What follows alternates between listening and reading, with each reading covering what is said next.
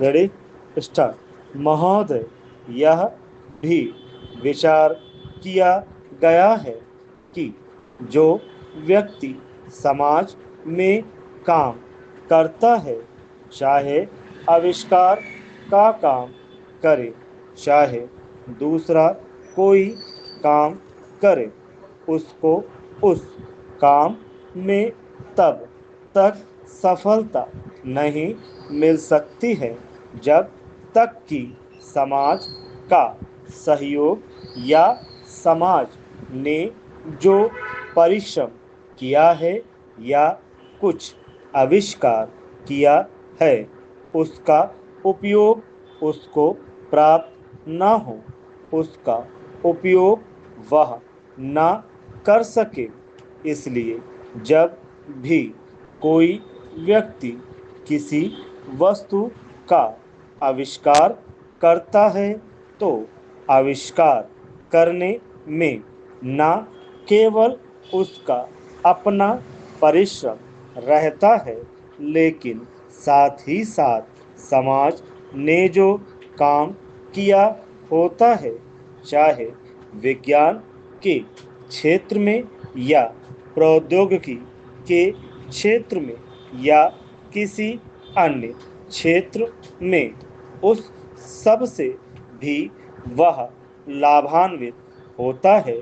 इसलिए जब हम किसी आविष्कारक के किसी आविष्कार के अधिकार की रक्षा करना चाहते हैं, तो उसके साथ साथ यह भी विचार हमारे दिमाग में आता है, जिस व्यक्ति ने समाज की सहायता से आविष्कार किया है, उस समाज को भी उसका फल अधिक से अधिक मिलना चाहिए। माननीय मंत्री जी ने भी कहा है कि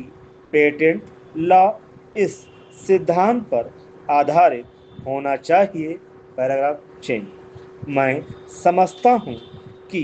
पेटेंट लॉ के पीछे दो सिद्धांत निश्चित हैं।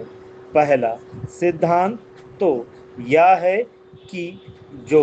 व्यक्ति परिश्रम करके, धन लगाकर, अपना दिमाग लगाकर के किसी वस्तु का आविष्कार करता है, उसके तथा अपने परिवार के लोगों के अधिकारों की जहाँ रक्षा होनी चाहिए, उसके साथ ही साथ, जैसा मैंने अभी कहा है, कोई व्यक्ति समाज में व्यर्थ में काम नहीं करता है, वरन पिछले समाज के लोगों ने जो जो काम किए होते हैं, चाहे विज्ञान के क्षेत्र में या प्रौद्योगिकी के क्षेत्र में या किसी अन्य क्षेत्र में, और जिनके आधार पर वह कोई आविष्कार करता है, उसको उसका प्रतिफल तो मिले, लेकिन जो परिणाम हो,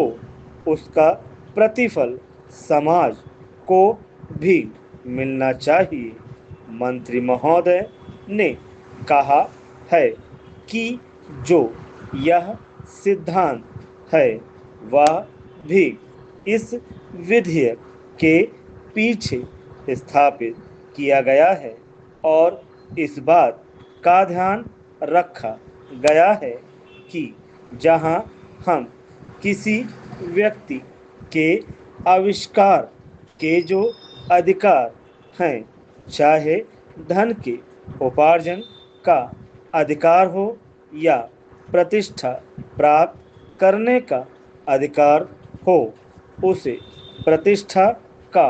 और चाहे धन का, दोनों का लाभ व्यक्ति विशेष को भी मिले।